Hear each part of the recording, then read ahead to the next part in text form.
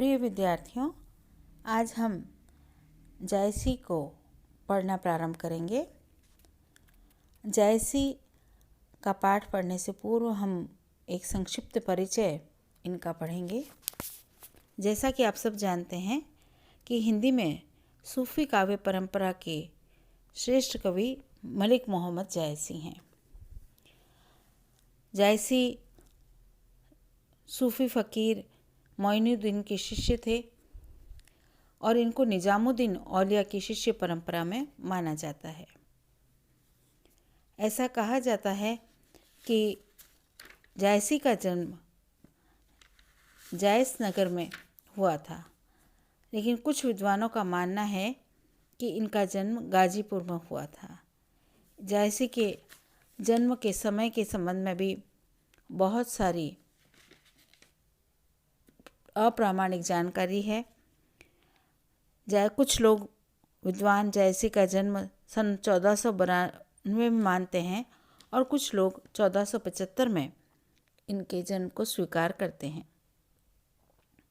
ऐसा कहा जाता है कि जायसी जन्म से ही कुरूप थे और काने थे।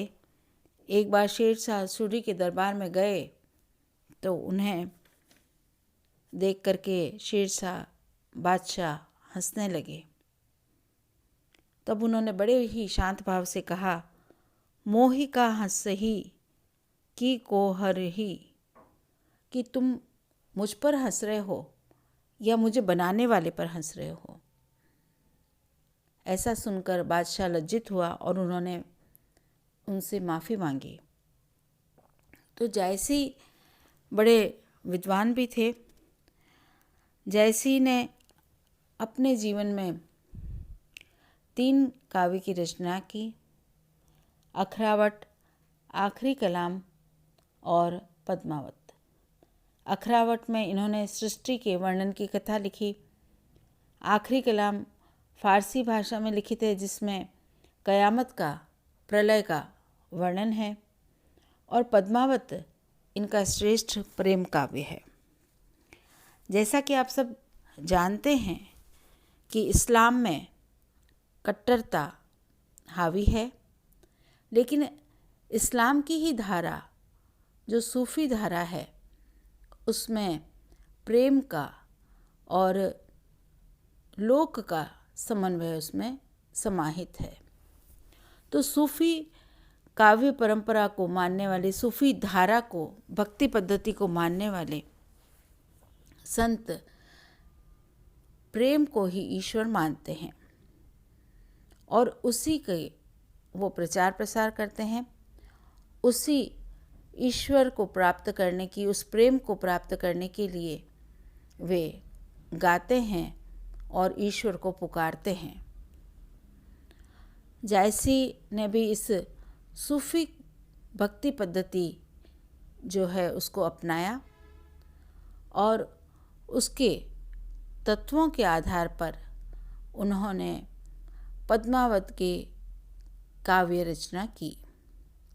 यानी इस्लाम की पद्धति है, लेकिन लोक की जो कथा थी, भारत की जो कथा थी, यानी पद्मावती और रतन सेन की जो कथा थी, उसको उन्होंने काव्य के रूप में, महाकाव्य के रूप में सृजित किया। पद्मावत की कथा चित्तौड़ के राजा रतन सेन और सिंहल देश की राजकन्या पद्मावती की प्रेम कहानी है।